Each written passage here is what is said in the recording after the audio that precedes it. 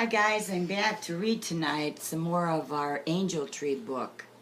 I missed you last night and I apologize for that, but I was out shopping, which is great, right? So we read chapter 1 and 2 the first night. We read 3, 4, and 5 the second night. And then we read 6, 7, and 8. So we are on, I believe, chapter 9. Let's see if YaYa's right. Yes. And so far, 2 wishes have come true. Let's see tonight. This one is chapter 9, 16 days until Christmas. Tuesday morning, like she had every day before they got Valentine, Lucy's mom walked her to school, depositing her in the lobby where Anya was waiting.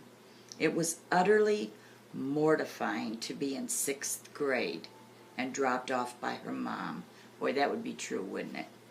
But there was no getting around it, not until Valentine healed. But Valentine would heal, and that mattered more than anything. The vet had called Saturday morning to say that the surgery had been a complete success. Valentine was cancer-free, and once her body had recovered from the surgery, she would be good as new. She had come home yesterday afternoon, tired but cheerful, trotting into the kitchen for dinner and snuggling down with Lucy in bed last night. She would be able to come back to school after a week of rest, and knowing that made everything else tolerable, because Valentine, Lucy's wish, was the first one that came true. Remember, from the Angel Tree.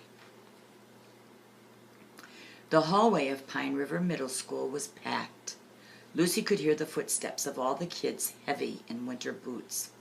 She heard their laughter and the little sighs of those who had not yet completed homework for their first class of the day.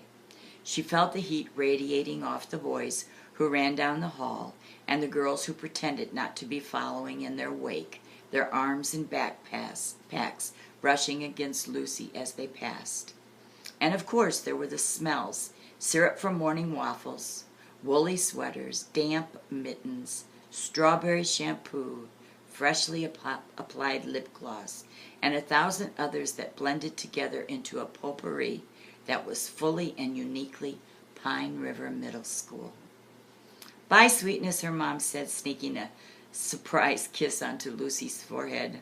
Lucy groaned and linked arms with Anya, who smelled like violet soap and peppermint toothpaste. "I feel like I'm back in 1st grade," Lucy said as they started off down the hall, her walking stick clicking in front of her. Despite the stick in Anya's arms, she felt vulnerable, like she might accidentally walk into an open locker or fall down a flight of stairs. It was only with Valentine that she felt safe walking down the crowded halls of the school. "Don't worry about it," Anya said as they turned the corner. "No one even noticed." Of course they had, but it was nice of her friend to say that. A group of boys yelling and smelling of sports socks and sweat ran by. Lucy cringed a little as one of them bumped into her. "Sorry," he cried as he sped past. "Jerk," Anya muttered, pulling Lucy in closer to her. "How's Valentine?" Lucy felt her shoulders, which had clenched up, relaxed at the thought of her dog. "She's great," she said. "Dr. Lazarus said the surgery went even better than she had hoped, and it was barely invasive, so the recovery will be quick." "And the prognosis is good," Anya said, stopping as they reached their lockers. "It's terrific," Lucy said, a smile blooming across her face. "Valentine's going to be fine." She felt around the front pocket of her backpack for the lanyard with her locker key. "That's so great," Anya said. Lucy could hear her rustling about in the papers that always covered the bottom of her locker. "Yeah, it's huge," Lucy said. "I really thought I was going to lose her, but thanks to the Angel Tree, I'm not." "The tree is awesome," Anya said. "I'm going to put up a wish for a brother swap. to see if I can trade in Theo for a brother who doesn't mess with my stuff all the time." Lucy laughed. 4-year-old Theo was a total terror. "I wish I knew who set it up and makes sure all the wishes are granted," Lucy said. "I want to thank them, you know." She heard someone stop behind them for a moment and caught a whiff of bubblegum lip balm. A girl scouting out the jock boys down the hall, no doubt. "Yeah, but that's not how the tree works," Anya said, her voice muffled. She was digging deep in her locker. "Whoever is behind it doesn't want to be found out. They like the mystery of it." It was hard to imagine someone not wanting to take credit for the fabulousness of the angel tree. It nagged at Lucy not to be able to do anything in return, but she knew Anya was right. And really, what could she do anyway? "Ready?" Anya said, slamming her locker shut. Lucy linked arms with her friend, set down the tip of her walking stick, and headed down the hall to homeroom. When the bell for lunch rang, Anya guided Lucy to her locker before running off to her robotics meeting. Lucy assured Anya that it was fine, and it was, but it still made her kind of anxious to navigate the halls with just her walking stick. As Lucy popped open her locker, she could hear the crowd thinning out. A few girls talking as they walked by, and then a lone set of footsteps that stopped next to her. Lucy recognized the smell of the bubblegum lip gloss from the morning. "Hi, Lucy," a familiar voice said. "I'm Cammie. We have language arts together." They did, thought Cammie. They did, though Cammie didn't speak all that much in class. The real reason Lucy remembered Cammie was her violin playing at school assemblies and last year's Christmas gala. Cammie had made the instrument sing, and her playing gave Lucy shivers of joy. "Hi," Lucy said, carefully closing her locker. She figured Cammie had stopped to see if she needed help, and Lucy planned to politely turn her down. She was going to make this walk on her own. "So, I heard you," Cammie said, "talking about the angel tree and how it helped your dog." "Yeah," Lucy said, unsure why this was of interest to Cammie. "I have this idea," Cammie said. Lucy could hear her shifting from one foot to another and realized that Cammie was nervous. "And Max is into it too. We want to find out who's behind the angel tree and give them the biggest, best thank you ever." "Oh, wow," Lucy said. "That sounds like a great idea." "I'm glad you think so, because I was hoping you might want to help us, with finding out who's behind it and then planning a big surprise celebration to say thank you." Lucy didn't know what to say. Right now she could barely walk down the hall on her own.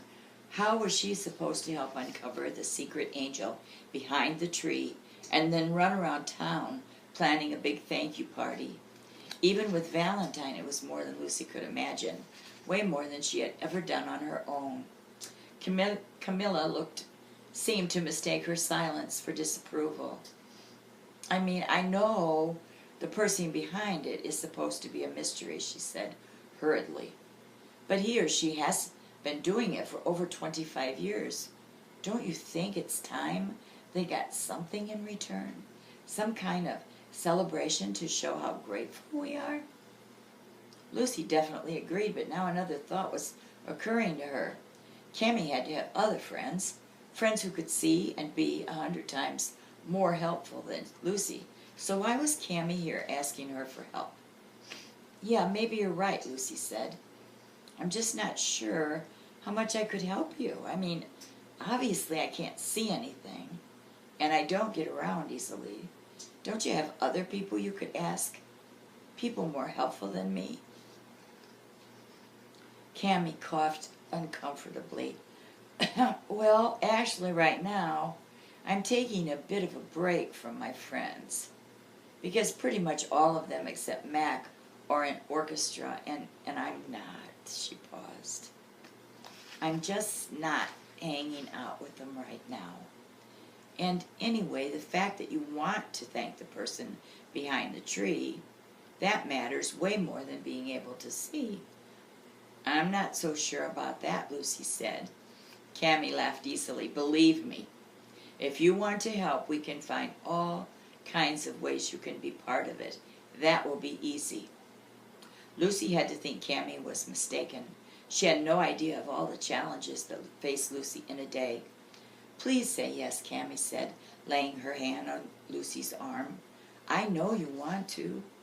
She did. She really, really did. And so, despite all the reasons not to, Lucy agreed to meet up with Cammy and Max after school the next day to begin coming up with a plan. My nose is stuffy. Dinner was ready by the time Anya had walked Lucy home, and Lucy was famished. The smell of vegetable curry made her mouth water as she pulled off her snowy boots, and Valentine came to greet her. Lucy was used to spending the whole day with her dog, so she took a minute to hug her tight. She'd missed her today. Valentine panted happily and licked Lucy's cheek. I'm happy to see you too, girl, Lucy told her. Valentine thumped her tail on the wood floor, clearly feeling the same way. Lucy heard her mom's footsteps padding in. How was your day? She asked. Good, Lucy said, her voice slightly muffled by Valentine's fur. She lifted up her head so that her mom could hear her. How was yours? Busy, her mom said, and Lucy could hear the tension in her voice. But I did find the time to go by the drugstore. Mr. Von Wolf already placed the order for Valentine's next round of meds, and he said it's been covered by the angel tree, so that was helpful. Great, Lucy said, another wave of gratitude for the angel tree flowing over her. How's Valentine? I took her to Dr. Lazarus today, her mom said, and she's very pleased with her progress. She should be able to take short trips by the weekend and ready for school on Monday. Great, Lucy said, bending over to give her another hug. Are you getting better? She cooed. Valentine answered with another kiss on the cheek, this one extra slobbery, which made Lucy laugh. Your dad's on the phone, but I think you'll be off soon and we can eat, her mom said, heading toward the kitchen. Dinner's ready. At the sound of the word dinner, Valentine trotted for the kitchen, toenails clicking on the wood floor. Okay, girl, it's dinner time for you too, Lucy said as she followed behind. She got out a can of food and attached it carefully to the can opener while Valentine whined eagerly. Lucy removed the lid with a fork the way her mom had taught her, then scraped the food into Valentine's dish. She was rewarded with the snuffling sound of Valentine inhaling her meal. Lucy slid on her fleece slippers and returned to the dining room. A minute later, Lucy heard her dad's steps. Not his old man shuffle, but steps that were quick and light. She hoped this meant that the phone call was good, or at least not another bill collector or membership that had to be canceled. Remember, her dad had lost his job as an architect. Remember? Once they were all around the table, Lucy's dad served her. Curry's at 1 o'clock. Rice is at 6, he said. And I put a little bit of that minty chutney you like over at 9. And see, that's how blind people, or people that have no sight, know what's on their plate. You know? So the top would be 12 o'clock. The bottom would be 6. And then 3 would be on one side and 9 on the other. So her dad told her where her food was by saying 12, 6, 9, and 3. Pretty smart, isn't it? Thanks, Lucy said, picking up her fork. It was much easier to eat when she knew where everything was on her plate, which she treated as the face of a clock. A moment later, she felt a wet nose on her ankle. Valentine always tried to sneak in when they were eating, hoping for some scraps from the table. Usually her parents shooed the dog out, but tonight they didn't notice she was there. I just had a very interesting call from Kira Cutler, her dad said. Lucy recognized the name of one of the local architects her dad sometimes worked with, and she paused, fork in midair, to hear what Miss Cutler wanted. It turns out she's part of a big building project that started out as a wish on the angel tree," her dad went on. "She asked if I'd be willing to volunteer my time to help out. It's going to be a community undertaking with a whole group of friends pitching in."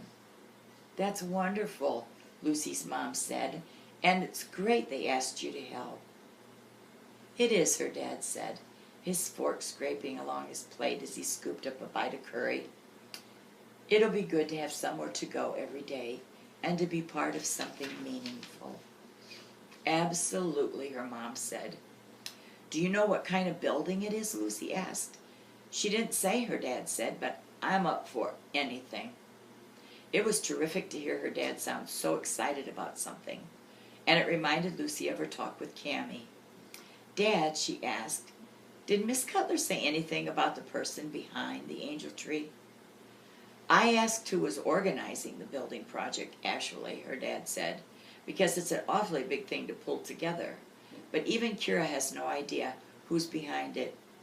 Everything is communicated through a general email, and no one has any idea who's pulling the strings. It's very Bond-worthy, actually." Her dad loved James Bond, so this was a true compliment, though unfortunately it did not help Lucy at all.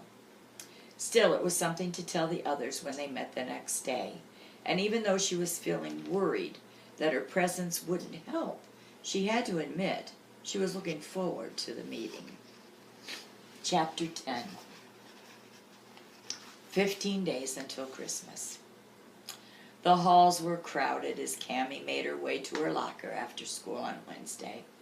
She'd taken the long way to avoid passing the orchestra room, which still made her throat tightened every time she walked by.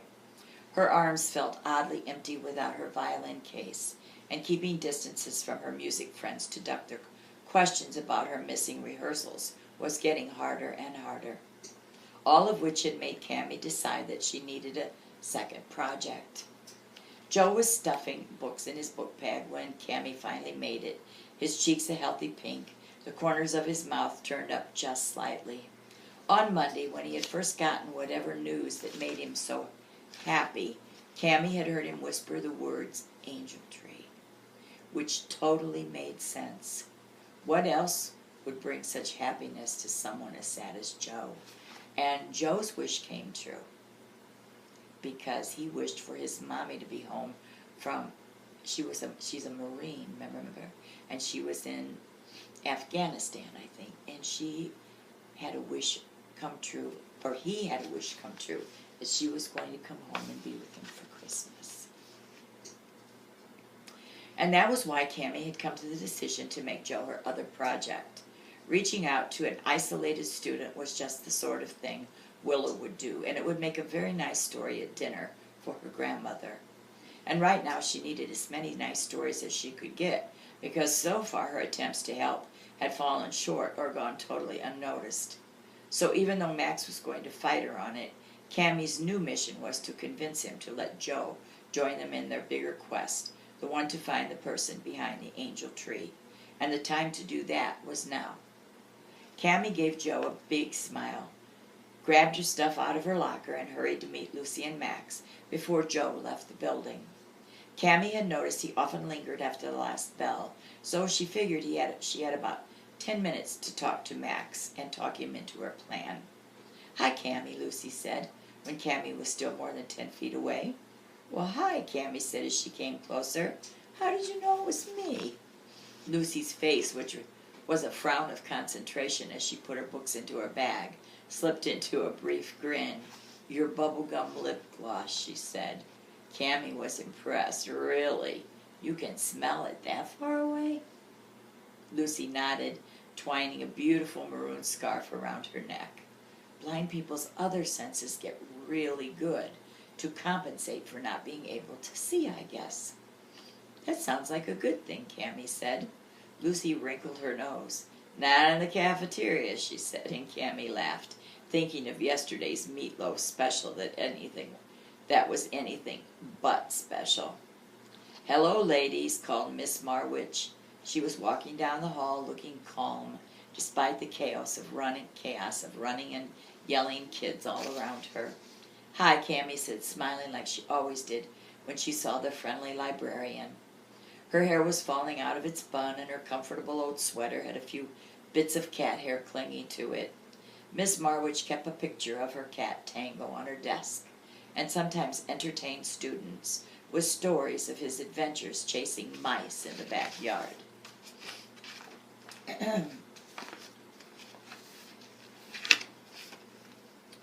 "What does Miss Marwich smell like?" Cammy asked Lucy after she passed.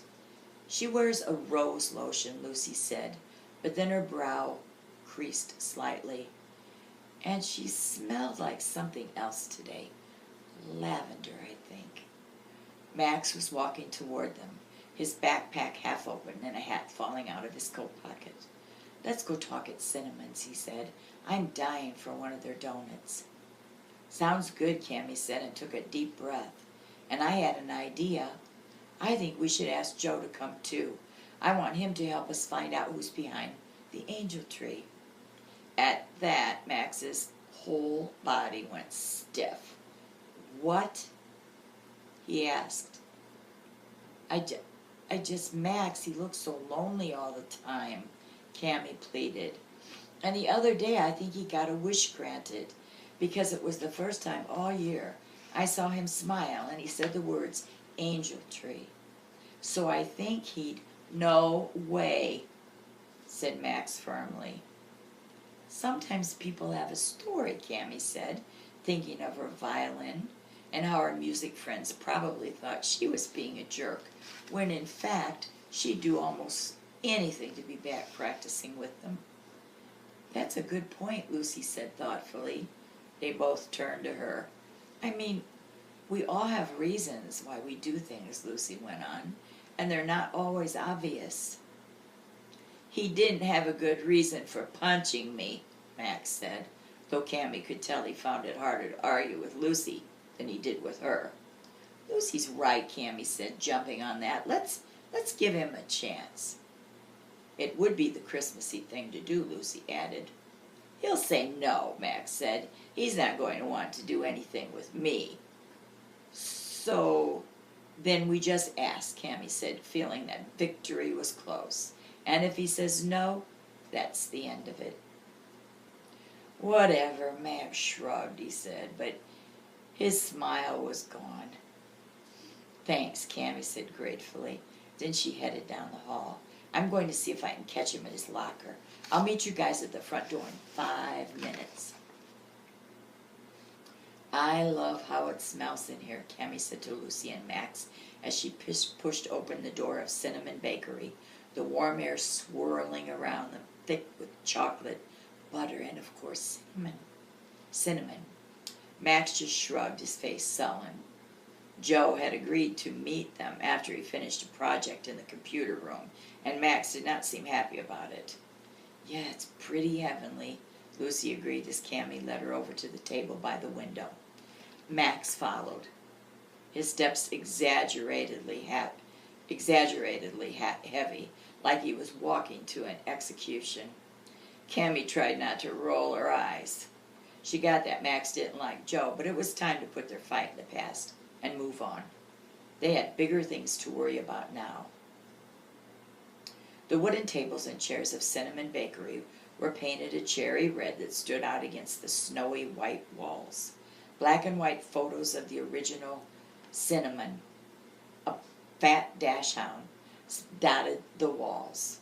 Oh, so a dog was named Cinnamon, and that's what the bakery was named after.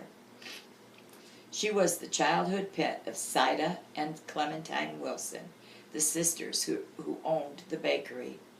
Like all the other stores in town, Cinnamon's was decked out for Christmas. A Christmas tree stood in the corner, decorated with ornaments in the shape of baked goods, its lights blinking on and off. Matching lights were strung around the ceiling, and small ceramic angels were on the windowsill and next to the cash register on the counter. "Hey guys, what can I do for you today, Cinnamon? Donuts?" Sida asked as she walked over to their table, her long hair held back with a rhinestone clip.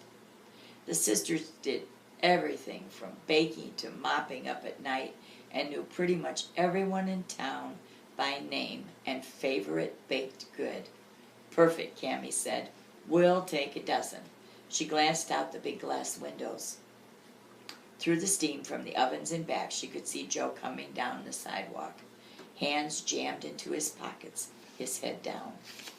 Joe's coming, she announced as he pulled open the door. Lucy smiled, but Max's mouth pulled tight, as though he had just eaten a bad piece of sausage. Hey, Joe said, sliding into the seat across from Lucy. He hunched down a bit, clearly trying to warm up from the chilly walk. Cammy didn't understand why Joe didn't have better winter clothes, but she certainly wasn't going to ask. It did not take a genius to guess how that conversation would go. We ordered donuts, Cammy said. And here they are, Sida said, coming up and setting a heaping platter of fluffy, cinnamon and sugar-coated twists on the table. She looked closely at Joe. I don't think we've met. I'm Sida, one of the owners of this crazy place. She stuck out her hand, and after hesitating for a moment, Joe reached out and shook it. Joe, he said, nice to meet you. Are you visiting? Sida asked, setting a small plate in front of each of them. Joe shook his head, frowning slightly. No, he said. They all waited, but he didn't offer more. Feeling awkward, Cammy jumped in. Joe moved here at the beginning of the school year, she said. She was about to say where he'd come from, but then realized she had no idea. Well, welcome, Joe, Sida said gently. I hope to see you again soon. Thanks, Joe said as she walked away. Let's get started, Cammy said as everyone dug into the donuts. They looked scrumptious, but she didn't want to risk having her mouth full if the guys started fighting, so she waited to take one. How are we going to find the great benefactor? Max's eyebrows scrunched up. The what? Well, head honcho angel, isn't right? And Santa's angel just sounds dumb. So, the great benefactor, Cammy repeated. I think that's what we should call the person behind the angel tree. You can turn that on, Gary. Max was nodding. A code name, he said. I like that. But it should just be the initials. GB. Great benefactor. Cammy couldn't help grinning.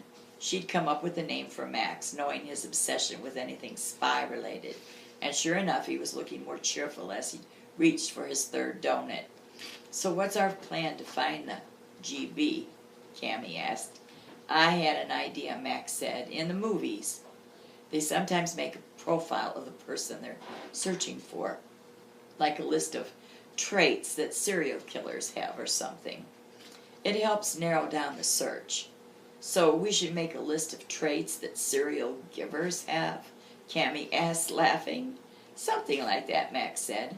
Cammy could tell he was getting excited about the plan when he didn't even pause to acknowledge her joke. She began to relax just the littlest bit. What are you doing? Oh. Like one obvious trait is that GB probably has money. I mean, you'd have to be rich to be able to get the tree and take care of all the leftover wishes. Things were going well, so Cammy risked picking up her donut and biting through the crisp outer layer to the fluffy insides, the sugar and cinnamon melting on her tongue. Lucy was nodding as she wiped some sugar off her chin. That's smart, she said. Also, GB is probably really into Pine River. What's the town equivalent of school spirit? Town spirit, Cammy said, smiling. Max laughed totally, and I was thinking that GB might not have a full-time job or young kids, because organizing the angel tree and all the wishes would take tons of time. That's a good point, Cammy said. Not necessarily, Joe said, speaking up for the first time. It might just be someone who's incredibly dedicated to something they believe in and who finds the time to make it happen.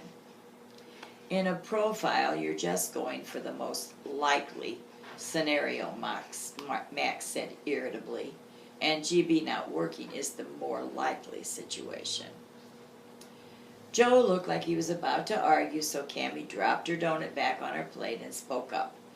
Okay, this is a great profile, she said. Who do we think fits it? I have some ideas about that too, Max said, glaring at Joe. Who? Lucy asked. I think our first suspect is... Max beat a drum roll on the table. Mr. Pink. Max looked around the table proudly. It's obvious, really. He has money and a lot of workers in his store. The handy hardwood store on Main Street, Cammy broke in, realizing Joe probably didn't know who Mr. Pink was. And by the way, you can't call possible GB suspects. They didn't commit a crime. So Mr. Pink would have the time, Max continued, ignoring Cammy's remark. He definitely has town spirit, and he's generous, always giving people discounts when they don't have enough money to buy the things they need. But, sorry. That's true, Cammy said. Mr. Pink is worth checking out. She thought back to the time Mr. Pink had announced a one-day sale on screwdrivers when her grandmother had been $1 short on the one they needed. Then someone else occurred to her, someone just as generous as Mr. Pink. I have another name to add. I think we should check out the Von Wolfs, Cammy looked around eagerly to see how the others reacted to her idea. They fit the profile. They're always helping at town festivals, and they live in a huge mansion. They own the drugstore, right? Joe said. Yeah, but they're mostly retired, Cammy said, so they have time. Max was nodding. Good call. We'll definitely check them out. Cammy's cheeks felt warm with pleasure at the compliment as she reached for another donut. I think we should add Alma Sanchez, Lucy said. Her husband left her a lot of money when he died. Plus, she organizes a lot of events around town, like the Christmas Gala. She should definitely be on the list, Max agreed. Well, let me see here. My supper is just about ready, so I may not make it through this. Lucy was feeling her watch, which had really cool braille dots and hands that Lucy could touch. You guys, I have to go in a minute, she said. We're actually going to get our Christmas tree today. Sounds fun, Cammy said happily. The meeting had been a huge success, and she was certain they'd find GB in no time. She waved at Saida and asked for the check, then pulled out her phone so she could keep track of their list. Okay, we have Mr. Pink, the Von Wolfs, Alma Sanchez. Anyone else? She asked as she typed in their names. At first I was thinking of Dr. Lazarus, Lucy said. But she doesn't totally fit the profile. She's super busy, and I don't think she actually lives in Pine River. Cammy hesitated, then said, okay, let's leave her off. I think we should stick with people who fit our profile, at least for now. Lucy nodded. I have one more I think we should add, Max said. What about the barristers? Cammy frowned. I don't really see that, she said. Lucy shook her head slightly. That is really hard to imagine. But that's why it's total genius, Max said. His eyes bright. He was clearly still in spy mode.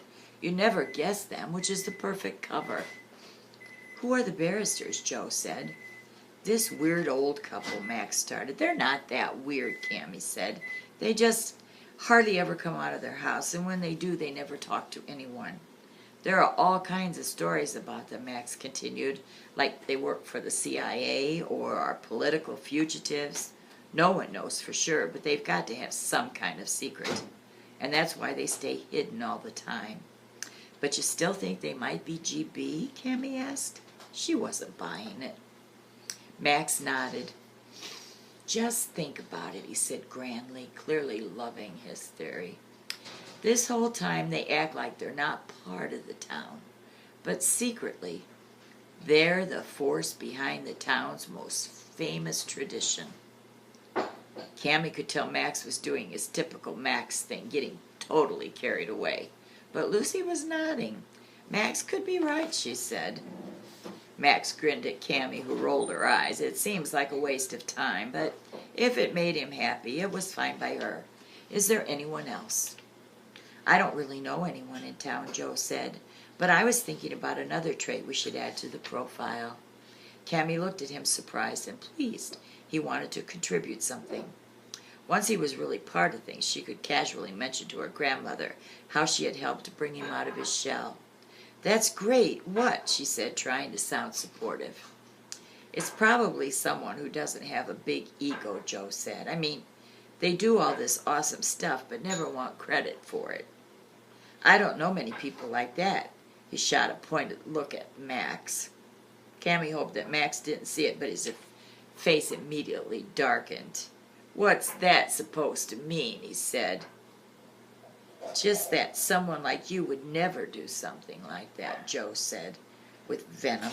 This was not what Cammy hoped would happen when he came out of his shell. You don't know anything about me, Max said hotly. Cammy saw that he was squeezing his hands into fists, and she jumped in, desperate to stop this before it got bad. Knock it off, you guys. We don't have time for this. There's only 15 days till Christmas, when we have to know who GB is and have a whole party planned. So let's just finish our list. But Max was pushing back his chair so hard it hit the wall behind him with a thud. I don't need this, he said. I'm done helping you guys if he's going to be hanging around. He stomped to the door and headed out into the cold. Sorry, Joe said, not sounding sorry at all. Now that she saw how much he truly disliked Max, Cammy did not understand why Max had ever agreed to help them. But there was no way he was getting out of it now. It's not all right, Cammy snapped. And we're still meeting Friday after school to start our investigation. I think we should go to Pine Forest, Lucy said.